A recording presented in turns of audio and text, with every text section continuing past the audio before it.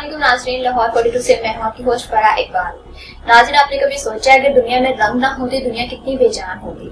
इसीलिए दुनिया को बनाने वाले ने दुनिया में बेशुमार रंग बिखेर रखे हैं। उन्हीं रंगों को समेटने के लिए आज हमारे साथ प्रोग्राम में मौजूद है बहुत ही खूबसूरत लड़की जो कैनवस पर अपने रंगों से जादू बिखेरती है, मिस शाज़िया मुनीर, जिनको लोग नन्ही के नाम से जानते हैं।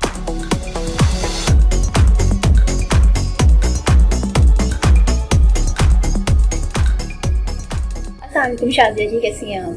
वालेकुम अस्सलाम, मैं बिल्कुल ठीक हूँ। आप कैसी हैं? अल्हम्दुलिल्लाह मैं ठीक। थैंक यू सो मच, आपने हमारे प्रोग्राम में हमें ज्वाइन किया। अब हमारे देखने वालों को बताएं कि आर्ट्स में आपने किस तरह से एंट्री, क्योंकि बाज़-औक़ात कहा जाता है, पेरेंट्स भी कहते हैं या खुद की भी मेंटालिटी होती है कि आर्ट्स में आपका फ्यूचर नहीं है, ज़्यादा इनकम नहीं होती है। इनकम तभी आपकी जनरेट होती है जब लोग आपको जानते हैं, उसके बाद आपकी इनकम जो है ना स्टार्ट होती है। तो आपने आर्ट में किस तरह से अपने आप को एंट्री किया इन तमाम सोचों के बावजूद?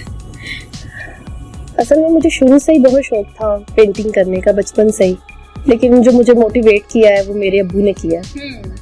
और मैं शुरू से ही, मुझे अपने अब्बू की जो पर्सनालिटी थी वो बहुत अच्छी लगती थी। और मैंने जो सबसे पहले पेंटिंग की वो मैंने उन्हीं की। मैंने उनका स्केच बनाया और तब मैं, मेरे ख्याल में थी कोई 6 साल की या 7 साल की थी।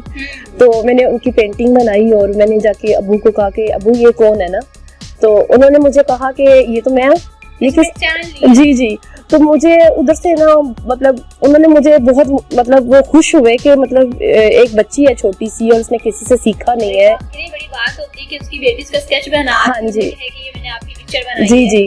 और मैंने उनको जब वो पेंटिंग दिखाई तो उन्होंने मुझे बहुत एडमायर किया। तो बस वहीं से मतलब मुझे एनकरेजमेंट मिला और मेरा दिल किया कि मैं पेंटिंग करूँ। और टीनेज में आपने जो पेंटिंग शुरू की? हाँ जी, बिल्कुल। और इसकी जो ज़्यादातर जो मतलब पेंटिंग्स की जो वजह है वो मेरे फादर ही हैं, क्योंकि उन्होंने मुझे हमेशा बचपन में, अब तो है बच्चे अपने पेरेंट्स से कोई कहानियाँ वगैरह नहीं सुनते, कोई ऐसी बातें नहीं सुनते। तो हमारे दौर में, मतलब जब हम छोटे थे तो हम जब तक उनसे कोई कहानी नहीं सुन लेते थे तब तक हम सोते नहीं थे। मतलब मैं कहती थी रोज़ मैं एक नई कहानी सुनती थी। तो जब वो मुझे जो कहानी सुनाते थे, जो भी कहानी, मतलब जो भी बात बताते थे या कोई भी किस्सा सुनाते थे, तो फिर वो मेरे माइंड में घूमता था, फिर मैं उसको पेंट करती थी। वही बात है। अच्छा, आपने इसकी बकायदा फाइन आर्ट्स की क्लासेस ली हैं, सीखा है? नहीं, बिल्कुल भी नहीं मैंने किसी से सीखा। बिल्कुल भी स्टडी करना चाहिए और उससे बहुत हेल्प होती है। हम जब स्टडी करते हैं, हम किसी इदारे को ज्वाइन करते हैं, वहाँ से हम लोग प्रॉपरली इसकी क्लासेस लेते हैं, तो डेफिनेटली इसका बहुत फ़ायदा होता है। लेकिन चूँकि मेरे फादर की डेथ हो गई थी, मैं इतनी मतलब टीनेजर में ही मेरे फादर की डेथ हो गई। तो मतलब जब मैं फर्स्ट ईयर में गई तो मेरे सब लोगों ने कहा कि तुम्हें फाइन आर्ट्स ज्वाइन करना चाहिए, तुम्हारा हाथ बहुत अच्छा है, तुम बहुत अच्छी पेंटिंग करती हो। और मैंने किया भी और मैं सिलेक्ट भी हो गई। लेकिन जब मैं फर्स्ट क्लास में गई तो उन्होंने, जो टीचर थी, उन्होंने जो हमें चीज़ें बताई, आपने ये चीज़ें परचेज करनी है, तो वो बहुत एक्सपेंसिव थी। जब मैं लेने के लिए गई तो मैंने चुपके से, मतलब मैं सारी रात सोचती रही कि मैं क्या करूं, मैं ये चीज़ें, मतलब ये तो बहुत एक्सपेंसिव चीज़ें हैं और अभी तो फर्स्ट डे है, कल टीचर दूसरी चीज़ें बताएंगी, फिर नेक्स्ट डे जाएंगे फिर कुछ और बताएंगी।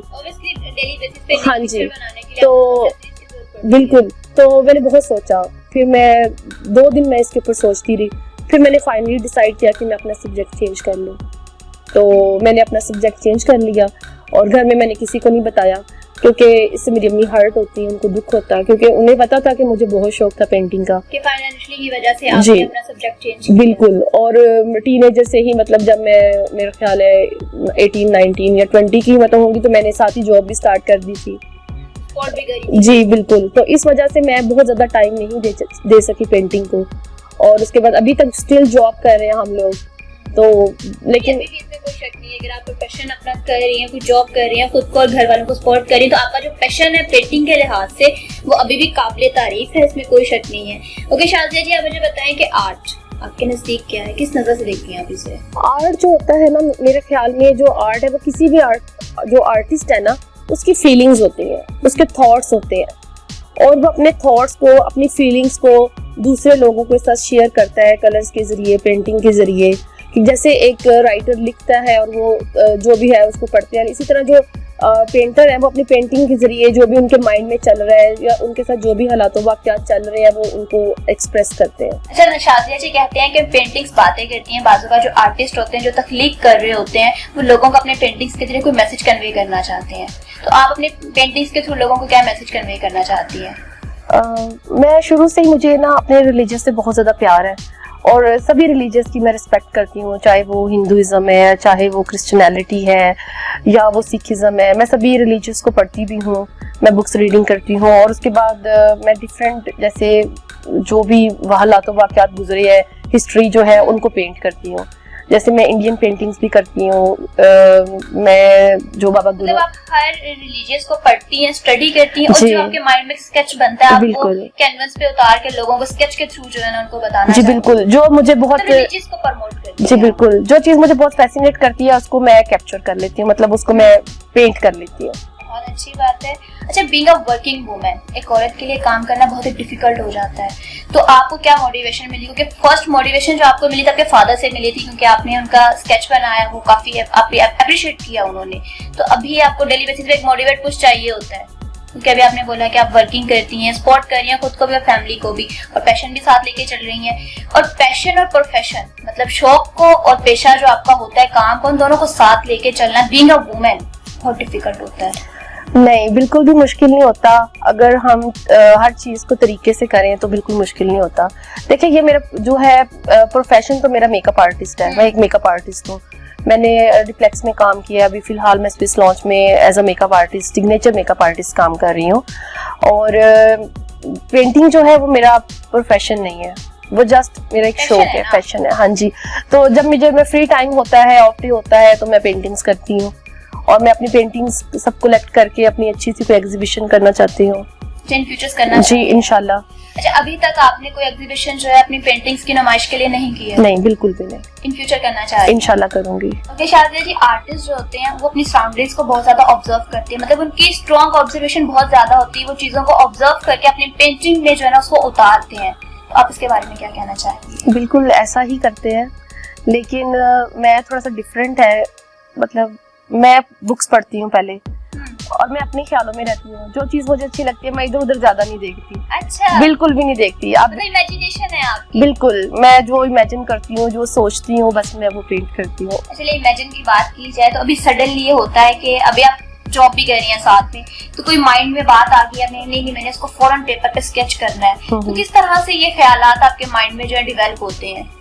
जब फ्री टाइम होता है, जब मैं घर आती हूँ, तो जब मैं बिल्कुल तब माइंड में कुछ चीज आती है। उधर तो सारा दिन हम लोग बहुत बिजी होते हैं, लेकिन जब घर में आती हूँ, फ्री होती हूँ, अपनी पसंद की कोई, जैसे कॉफी पी रही होती हूँ, चाय पी रही थी, उस वक्त माइंड में थॉट्स आते हैं और सोचती हूँ कि ये चीज करना चाहिए। अच्छा, पेंटिंग का नेचर के साथ, कुदरती निजाम जो होता है, इसके साथ कनेक्शन कैसा है? क्योंकि आप तो ख्याली दुनिया में रहती हैं, इमेजिन करती हैं और देन उसको जो है ना वो आप पेपर पे स्केच कर देती हैं। अगर हम नेचर को देखें तो कितने खूबसूरत पौधे हैं, दरख्त हैं, हमें नेचर बहुत खूबसूरत दिखने को मिलता है। क्या कभी सब नेचर को आपने एक पेंटिंग में उतारने की कोशिश की है? बिल्कुल भी नहीं। आप देख सकती हैं कि मेरी जितनी भी पेंटिंग्स हैं वो सब इमेजिनेशन है, सब इमेजिनेशन है। इमेजिनेशन भी इतनी स्ट्रॉन्ग है यार कि जो आप उसको मतलब एक कलेक्ट करिए। देखिए, इमेजिन होता है कि माइंड में कोई बात आई है, सडनली आई है, चाहे वो किसी भी है, तब आप उसको कलेक्ट कर लेते हो तो वेल एंड गुड है। बाजुका ऐसा होता है कि आप स्केच बना रहे हो, अगर आपकी बात करूं, आप स्केच बना रहे हो, माइंड में कोई बात आई है, आधा स्केच बन गया, आधा भूल गया कि मैंने इसको कंप्लीट क्या करना है, तो टेल एंड हेड समझ आ जाता है। जी बिल्कुल आ जाता है। ऐसे नहीं होता कि मतलब कोई ऐसा नहीं है कि इतना मुश्किल चीज नहीं है। हमें पता होता है कि हमने क्या पेंट करना है, बस हम उसको पेंट कर लेते हैं। मतलब टेल एंड हेड। जी, मैं बिल्कुल काफी दिनों के बाद भी वो पेंटिंग हाफ छोड़ के उसको फिर स्टार्ट करते हैं। ऐसा नहीं होता कि भूल जाए, कुछ याद रहता है। अच्छा, ये तो हो गया आपकी फैशन के बारे में बात है। इसके अलावा प्रोफेशन आप क्या कर रही हैं, क्या जॉब कर रही हैं? जी, मैं एक मेकअप आर्टिस्ट हूँ और पहले मैं मुसरत मिसबा के पास काम करती थी। मुसरत आपा से ही मैंने सारा मेकअप वगैरह सीखा और उनके पास मैंने काफ़ी साल काम किया, बहुत अच्छा एक्सपीरियंस था। लेकिन फिर कुछ ऐसे हालात हो गए कि मुझे वो छोड़ना पड़ा और अब मैं रिसेंटली जो है स्विस लॉन्च रियाज साहब है उनके पास काम कर रही हूँ और यहाँ पे भी मैं सिग्नेचर मेकअप आर्टिस्ट हूँ। मतलब मेकअप आर्टिस्ट? जी बिल्कुल। तो वाकई मेकअप से देख के हम ये बात कह सकते हैं कि वाकई ही बहुत गुड मेकअप आर्टिस्ट है। मतलब पैशन भी काफी स्ट्रॉन्ग है, आपका पिक्चर्स देखने को मिलती हैं और प्रोफेशन वो भी हाई क्वालिफाइड है, इसमें कोई शक नहीं है। अच्छा, लास्ट में एक सवाल बहुत ही कॉमन सा जो मैं अपने तमाम प्रोग्राम में आने वाले मेहमान से करती हूँ वो यही कि आप पेंटिंग के थ्रू जो न्यू आ रहे हैं, पेंटिंग करना चाह रहे हैं, पेंटर्स हैं, उनको क्या मैसेज देना चाहेंगे? जी, मैं उनको ये मैसेज देना चाहूँगी कि मतलब जैसे कि पाकिस्तान में अब पेंटिंग इतनी नहीं चल रही, लोग ज़्यादा पेंटिंग्स नहीं कर रहे, लोग ज़्यादातर मतलब मोबाइल्स पे लगे हुए हैं जो न्यू जनरेशन है, और वो बिल्कुल टिकटॉकर बन रहे हैं, और ये अदब और ये सब चीज़ें ख़त्म होती जा रही हैं। तो मैं ये कहूँगी कि हमें जो आर्ट है उससे इश्क करना चाहिए, और बिल्कुल आर्ट को इश्क की ज़रूरत है, जैसे मजनू लैला से इश्क करता था ऐसे, तभी कुछ होगा, वरना तो ये ख़त्म होता जा रहा है आहिस्ता आहिस्ता। शाज़िया जी, बहुत सारे पेंटर्स जो उनकी पेंटिंग हमें मार्केट्स में ओब्वियसली मिलती है, अवेलेबल होती है, लोग परचेज करते हैं, तो आप अपनी जो पेंटिंग है ओब्वियसली सारी जो भी बना रही हैं, कलेक्ट करके रख रही हैं, तो मार्केट्स में ये कब हमें देखने को मिलेंगी, लोग कब परचेज कर सकते हैं? कभी भी नहीं कभी भी नहीं। क्यों? मैं चाहती हूँ कि मैं इन सब पेंटिंग्स को मैं एक आर्ट गैलरी बनाऊं, ठीक है, जहाँ पे ऐसे बच्चे जो कि मेरी तरह पेंटिंग नहीं सीख सके, तो मैं उनको फ्री ऑफ कॉस्ट पेंटिंग सिखाऊं, और मैं इन्हें कभी भी सेल नहीं करना चाहती। कभी नहीं करना? कभी भी नहीं। अच्छा, मतलब अपना आर्ट जो है वो सिर्फ छुपा के रखना चाहती है? नहीं, छुपा के नहीं रखना चाहती। मुझे सब लोग अभी देखें, जैसे आप आए हैं तो मैंने कुछ पाया है इसको मसला ये है कि बस मैं इसको सेल नहीं करना चाहती, बिल्कुल भी, बिल्कुल। इमोशंस, आपके एहसास इनके साथ जुड़े हुए हैं। हाँ जी, तो ये है कि क्योंकि ये मेरा प्रोफेशन नहीं है, मैं यहाँ से अर्न कुछ भी नहीं करती, तो मैं चाहती हूँ कि बच्चों को सिखाऊं, अभी भी सिखाती हूँ, और प्रॉपरली एक जैसे एक इंस्टीट्यूट होता है उस तरह सिखाऊं मैं बच्चों को।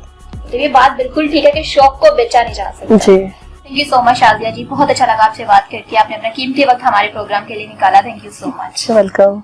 जी नाज़रीन, ये था हमारा आज का प्रोग्राम, अपने फीडबैक से हमें जरूर आगाह कीजिएगा। मुझे दीजिए इजाजत, अल्लाह के बाद।